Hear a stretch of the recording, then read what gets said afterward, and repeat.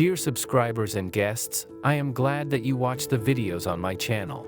Last week I published the video from Belgium to Switzerland by car. This is the first video from the series of our adventures in Switzerland.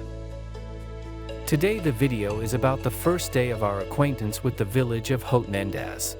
This resort, which enjoys a magnificent view of the Rhône Valley, is a lively tourist site offering a varied range of activities.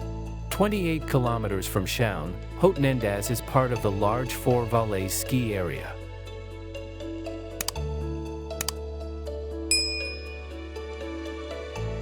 Haute-Nendaz is a charming village in the Swiss Alps located at an altitude of 1,400 meters.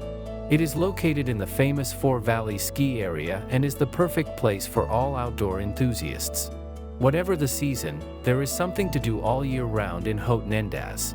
Whether you are a ski enthusiast or want to explore the beautiful landscapes during the summer months, Haute-Nendaz is the perfect destination.